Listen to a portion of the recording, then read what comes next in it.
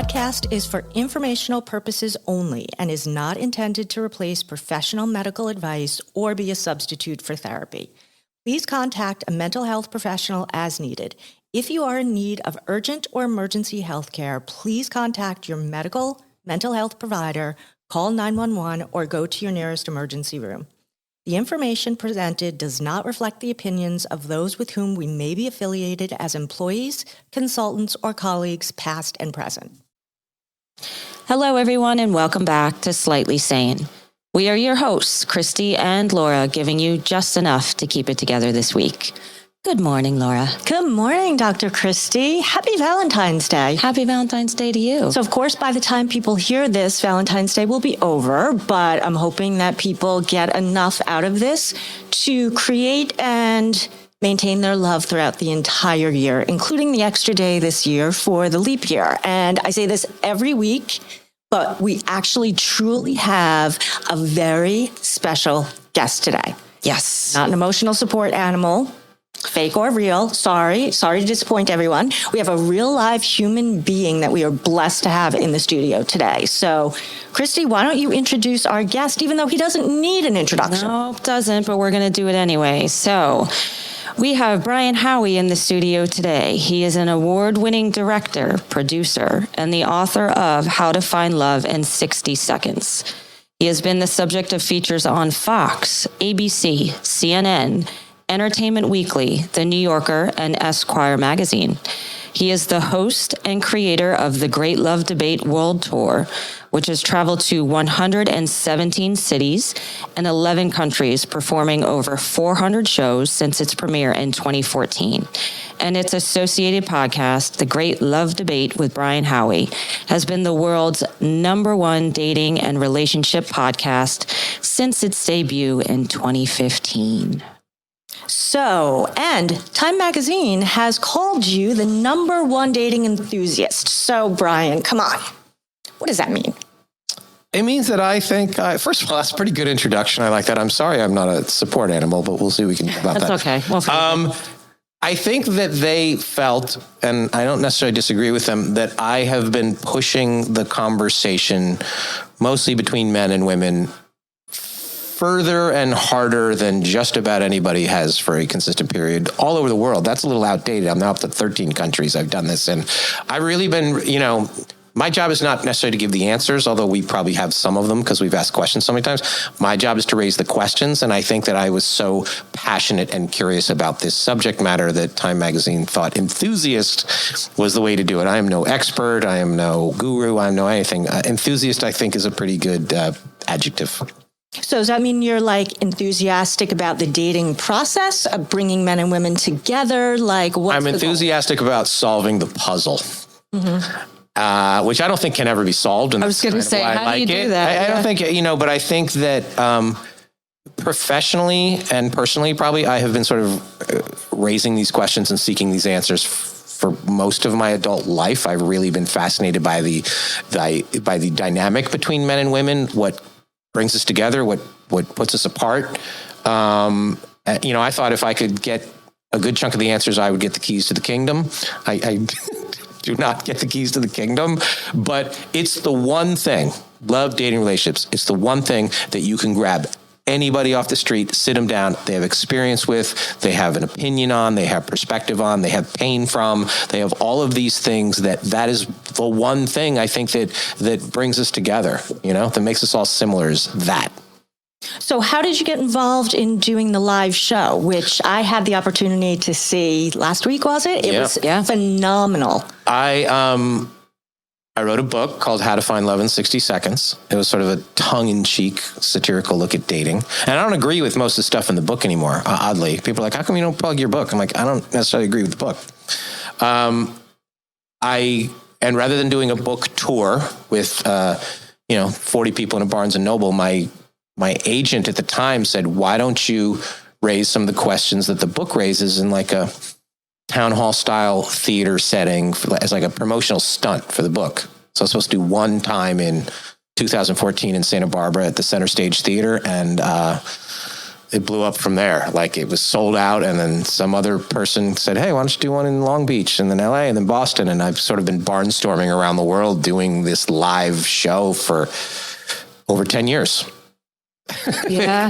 Literally, I've been to Sydney and Singapore and Tel Aviv and Shanghai and everywhere, sort of raising the questions and having these conversations. And, there's similarities every place we go, and there's differences every place we go. And that's fascinating to me. And people always ask me, like, are you ever going to get tired of doing either the podcast or the live show? And I'm like, these are conversations that I would have anyway. I'm just either have an extra conversation in front of an audience or on a podcast. Like, I like talking about this stuff. I don't know. Is there anything you found since you've been everywhere that you consist or more than as much as you possibly can see some similarities? Well, I think we're really all, I had no idea, and this includes me. When I say I have no idea, this is me too, how much of our choices, decision-making outcomes are determined or motivated by fear. I think I had no idea how much the men are afraid of being rejected. I had no idea how much the women were afraid of being hurt.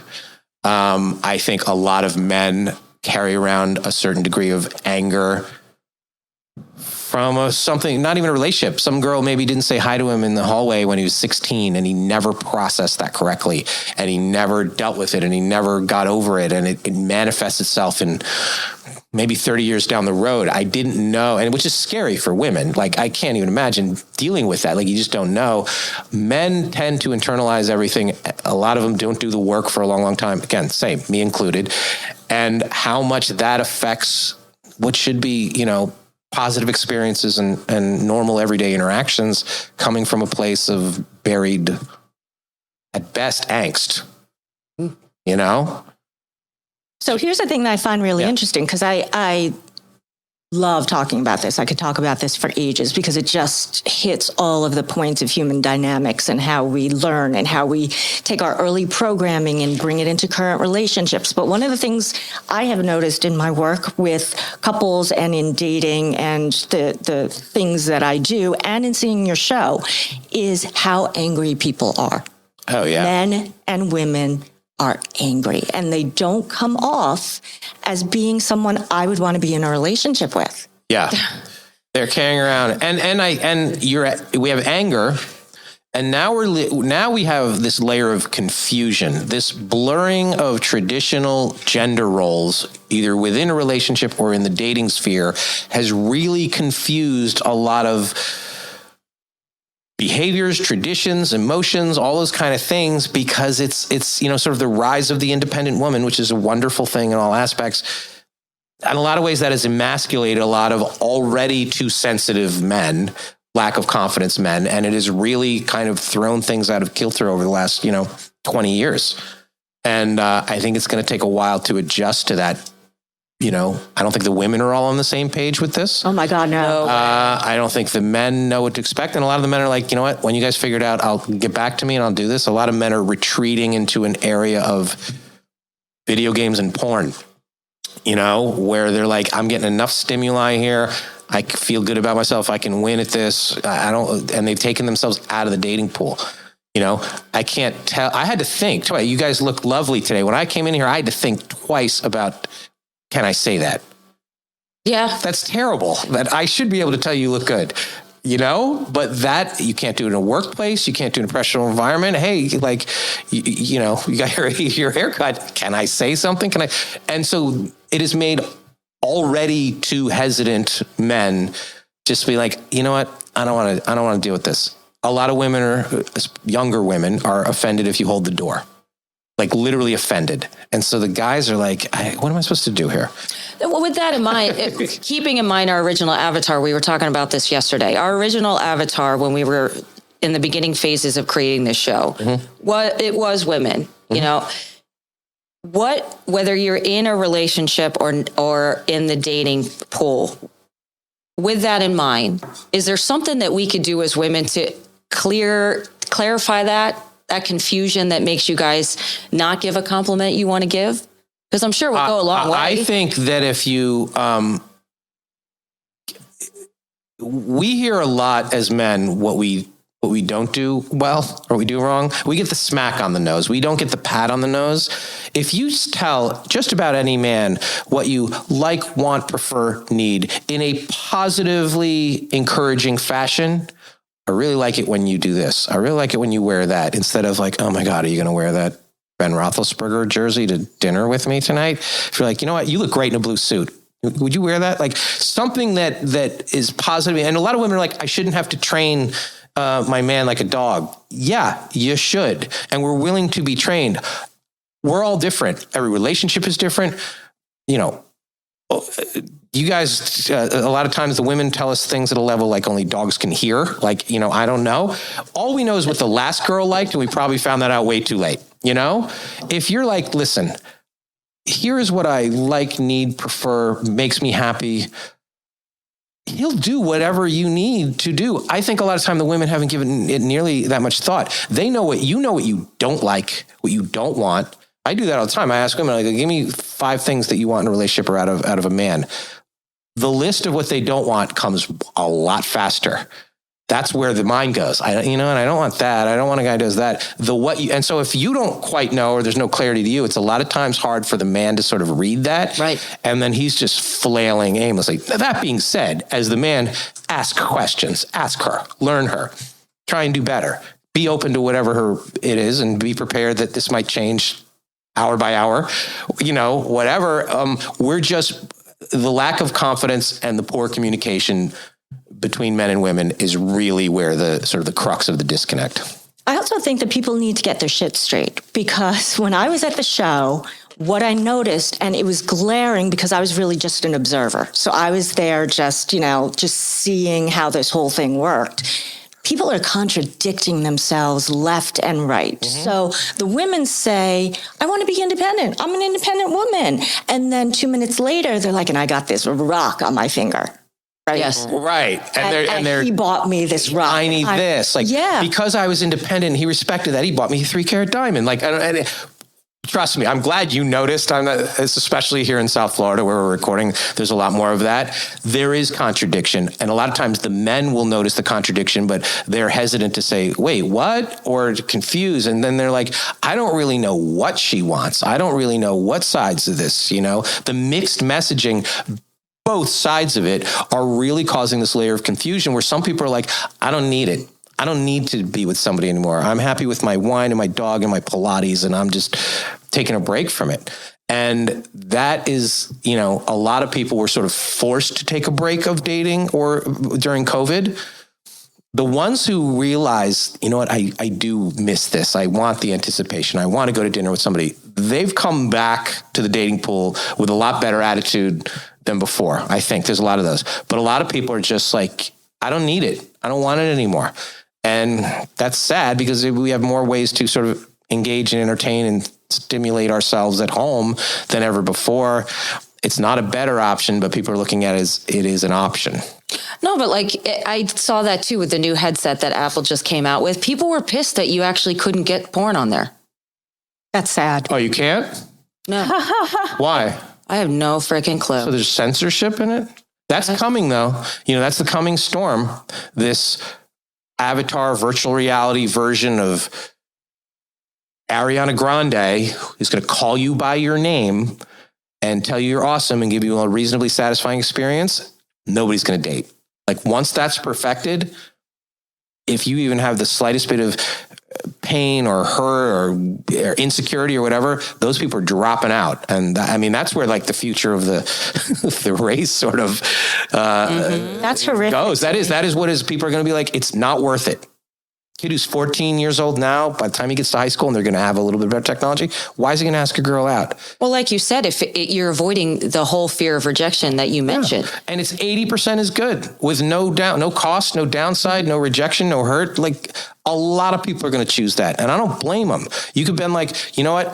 I want to put on the helmet and take a trip to Tahiti, and the virtual reality is going to be good, but not quite as good. Well, you know what? It's fine. You go in that sphere in Las Vegas now, they can take you anywhere in the world. It's awesome. Imagine you could do that from your house. You're probably not going to spend the money on the trip, and you're going to be like, this is okay. And that's the danger. That's the danger, is where people can, and, create these artificial relationships. And we do that with our pets. We assign our pet a personality that we think this is why they're doing this. So you can't think it's crazy to have sort of this virtual relationships. We sort of with our dogs. Mm-hmm. I remember, did either of you watch Demolition Man? No.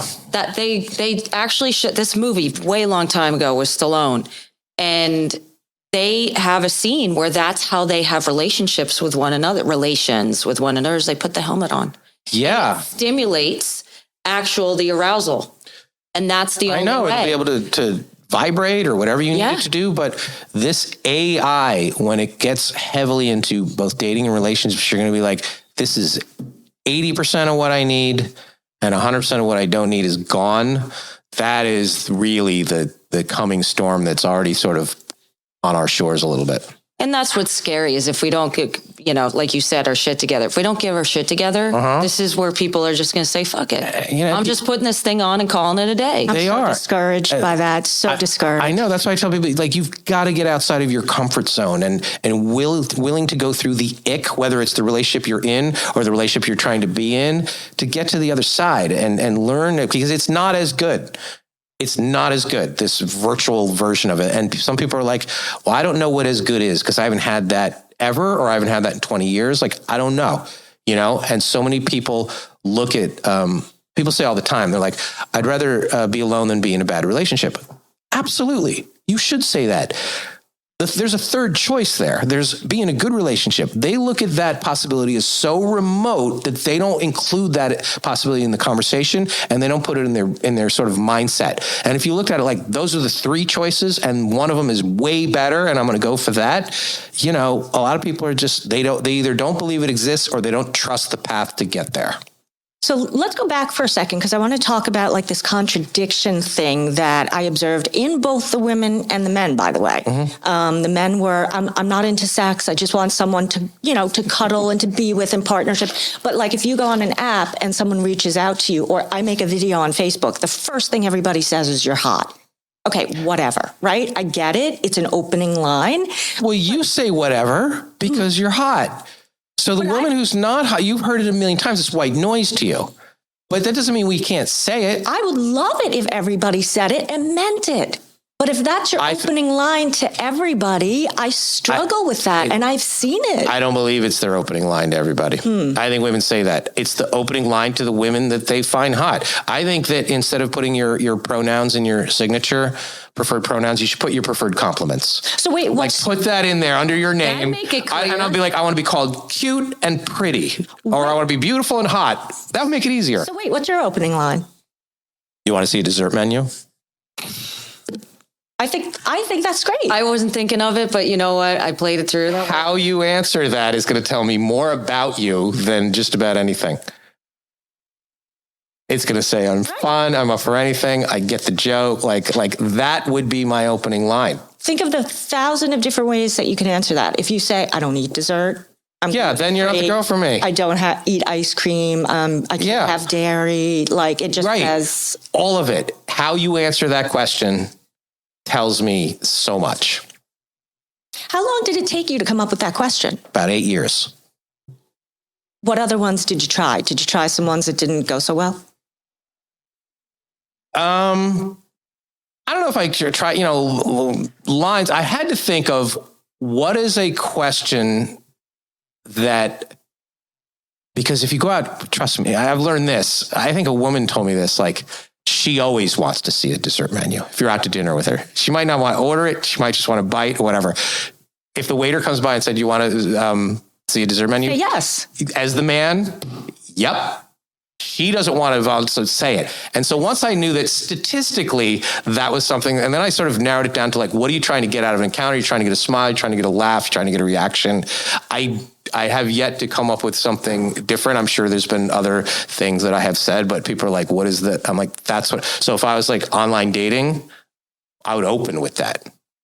Well, it also implies you made it to dinner. I've heard of so many people that they meet for coffee or they meet. We talked about that too. Yeah, so we didn't used to date that way. Talk about the fear-based dating. It gets even the minutia of how we do it. I need to get out of here in 15 minutes if I don't like them. I need to have my own car. I need to do this. Like, we didn't used to date that way, and women are like, oh, the men are different now. No, they're not. We were psychopaths in the 90s. We were worse, probably. This fear-based, God forbid it's not perfect in the first 15 minutes, I need to call my friend and get out. You used to go, meet 2:00 in the morning. I had a pen and a napkin. Give me your phone number. And you're like, okay, you're going to call me and ask me out. I would pick you up. I would take you out. We would go. And we would know that we were going to spend 45 minutes to 90 minutes together, and we were going to try and make this work. Nobody does that anymore. They're like, I've got time for coffee, and if it's not an instant magic, I'm out. And I'm like, you're not going to find magic in an environment that feels like a job interview. Well, also people's relationships develop differently. For some people in relationships that work, they knew right away. For some people, it developed over time and experience. So how are you supposed to know that within a split second? I say, if you're going to do something like that, change the environment. I said, don't go get coffee, go get ice cream. If you don't like each other, at least you had ice cream. And if you do like each other, you're, licking stuff. It's about trying to create a fun and flirty environment, and Starbucks is not that. And we've taken too much of that out of whether it's not being able to compliment, they say I'm hot, that's boring. There's a lot of women that would kill to hear it once. And I think you're underestimating that. And the men hear that too. Like, am I supposed to tell you? And then it's not. You ask 100 women, what's your preferred compliment? 33 will say hot, 33 will say pretty, 33 will say beautiful, and might not like the other ones. If you say beautiful to the wrong girl, that's not her preferred thing. She's like, you don't know me well enough to call me beautiful. Well, that's the thing. Pretty seems boring. Hot is too sexual. And the guys are like, what would you like me to do? That's how women interpret it, is if you say to someone as an opening line, you're hot, they dismiss it right away as this is a guy who's only interested in sex. And then they throw that person out. If that's what they're not. I tell the guys, get a thesaurus and get more specific. Like, oh my God, your eyes are, radiant. Your smile is luminous. Like, be a little bit more specific. Your hair looks fantastic. Like, words like that are a little bit better. But a lot of guys are, lazy and boring and then just go right to the hot. But here's the fear-based thing that I think is really interesting is, people misread cues all the time. I'm horrible at picking up cues. So I could see how someone could wind up being, does she want to go out? Does she not want to go out? Does he want to go out? Does he not want to go out? Who does the asking? Who doesn't do the asking? I misinterpret stuff all the time. So I probably miss out on a lot of opportunities because I just don't know anybody. And we probably need... The man usually is saying more. He's telling you you're attractive. He's asking you out. He's doing that. And he might get back like a thank you, when if you didn't like him, you should still probably say thank you. And women say that all the time. They're like, he didn't ask me out a second time. I was like, well, what happened at the end of the date? She's like, I said, thank you. I go, did you say thank you? I'd love to do it again. And they're like, no, he could tell. He can't tell. Can't tell.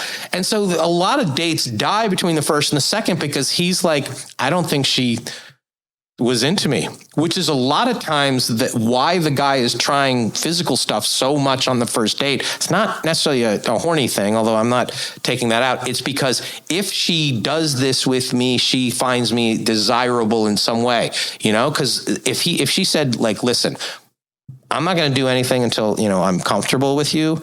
But once I get comfortable, it'll blow your mind. He will calm down. He's like, okay, that's on the menu for later. That tells him as much as if she actually did it.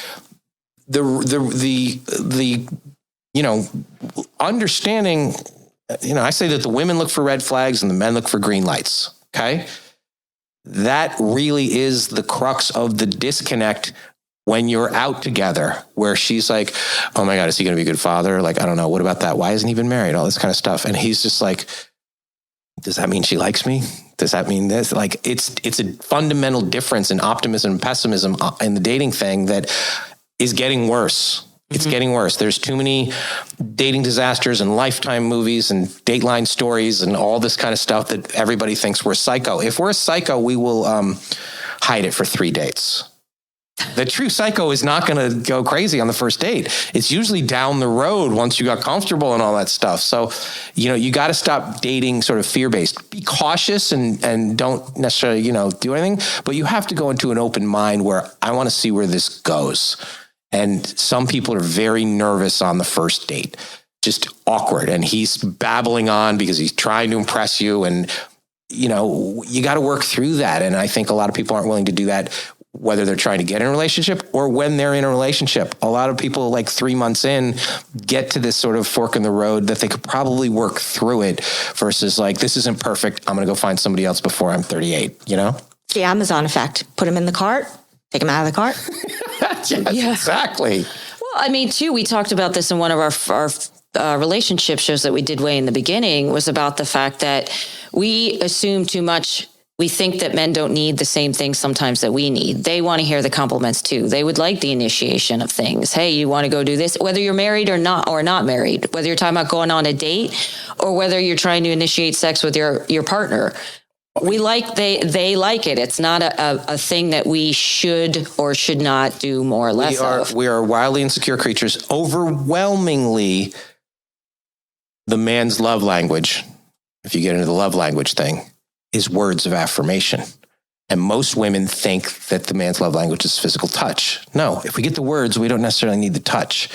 We're so needy and insecure and want to be admired and respected and all those kind of things that is hard to get.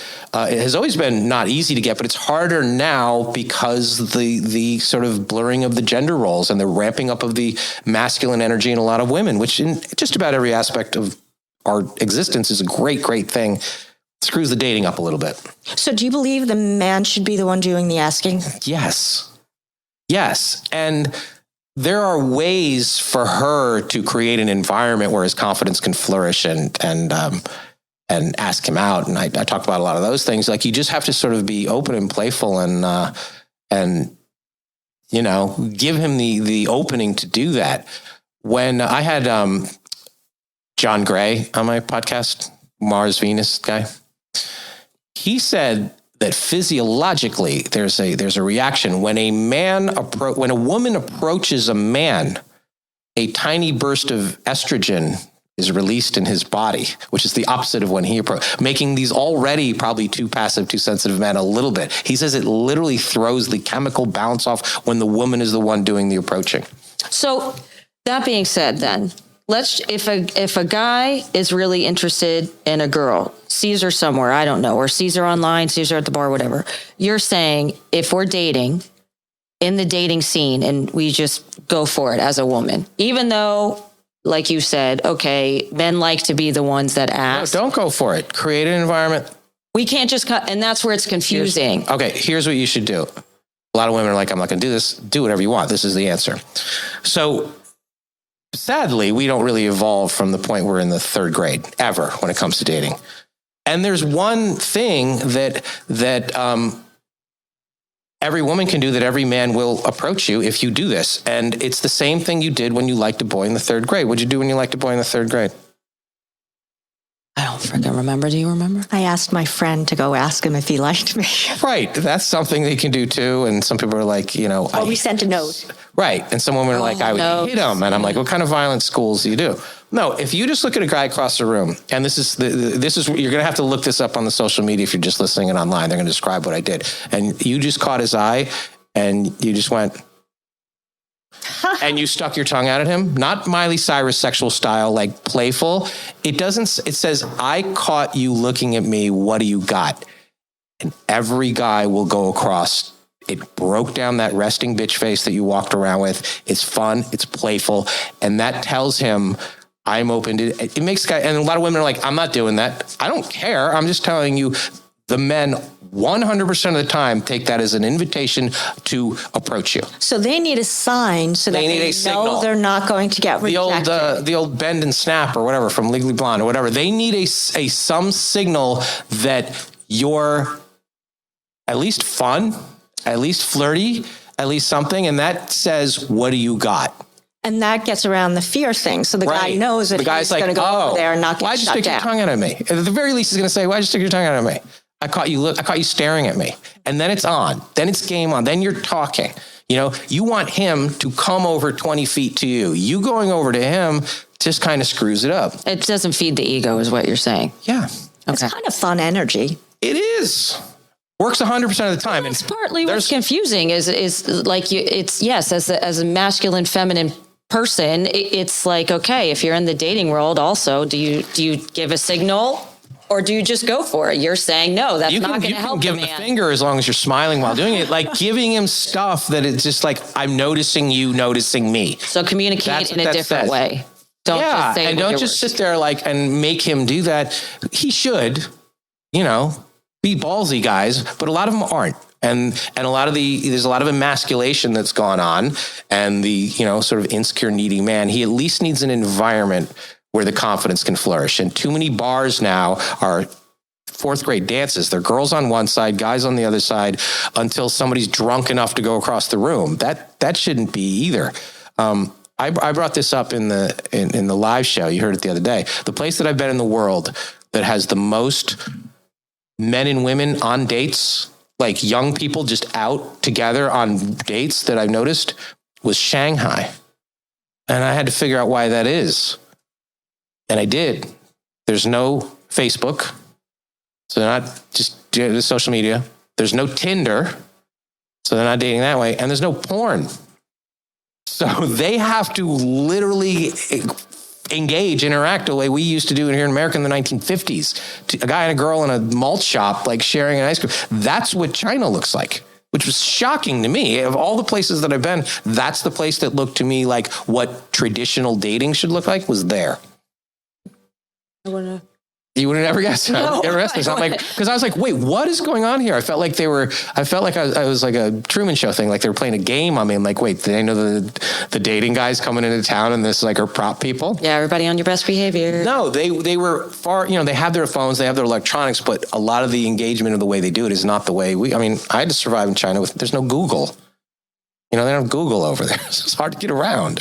So you had to figure things out. Look at Christy's face. I know. Well, I'm the kind of person that's like, why did the sun suddenly come up at blah, blah, blah? And I Google it. So I can't even imagine. So going over there and not having that, I had to just kind of figure out how to get there and figure out how to do things. And I was like, oh. You had to try? Yeah, I had to try. Yeah. And people are like, oh, there's workarounds. And I'm like, I'm going to just find my way to the other side of the city and do this and everything, you know? And that was what we have to do in dating. We have to try, you know? Guys now think it's hard. You know, back in the 50s, you had to ask her to dance. You had to dance with her. It was way harder then. So, you know, I have no pity for the men now, like none. Like, seriously. So if she rejects you, she's good. She doesn't like you anyway. If you went up to some woman at like the bank line and be like, hey, how you doing? And she's like, fuck off. Can I say that on your show?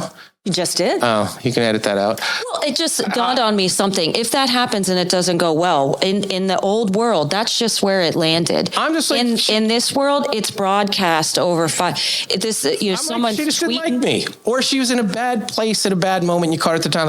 It's not personal. And so these guys are like, because we do our shows in places like Seattle and Silicon Valley, where there are a lot of, at best, socially awkward guys. And they're like, well, if I go up to her and then she says no or she rejects me, everybody's going to see that. I go, nobody's paying any attention to you. Nobody. That's very true. But they're still stuck when they were 16 and they got laughed at by the class if something like that happens. So they bring that in their 20s and 30s that they're thinking, not only is she going to reject me, people are going to see it and it's going to be humiliating for me. Talk about self-centered and sort of narcissistic. Like you think everybody cares about what you're doing in the moment. Nobody's paying attention to you. Go for it. But a lot of guys don't think that way. They're like, I can't do it in front of a room full of people. I'm like, you think everybody in the room is looking at you talking to that girl? They're not. But that's the mindset now. They're not, but at the same time, like I'm saying, people have to keep their shit. This is what our side conversation we had when we were on your show after we stopped recording. People need to keep their shit in-house. Yeah, but we're not wired that way anymore. This guy just came out to the bar and made a complete fool out of himself. Just leave it in the moment. Well, these women are always suggesting to me, like, there should be a website where you can talk about your old boyfriends and what jerks they are. I'm like, no, that's like That's the what I'm worst talking version about. of Yelp, because the only ones that would be on there were people that would complain. And maybe he just didn't like you. I think we need a part 2 on this. What do you think? I'm all for it. All right. So we are at time for today, but I think we are going to record a part 2 because I am not done with this conversation. I don't know about you guys. I got a lot more questions. No. We're never going to be done with this No, conversation. but I think we also need some solutions. So I want to focus on solutions and what we can do differently. See? We're selling hope here. Yeah. So we are going to record a part 2. So stay tuned. We will have the part 2 coming. Thank you so much for tuning in. We would love to hear your feedback and suggestions, especially about dating and relationships, because it is such a hot topic. So reach out to us at slightlysanepodcast@gmail.com. Mom, you haven't written for a while. We miss you. Please send something in to us, some suggestions. We want to know what you guys are thinking. So, and find us on Spotify and Apple and any place else you get your podcasts, and check us out on YouTube for the visual, because it's actually pretty funny. Stay tuned, guys. Peace out. Bye-bye.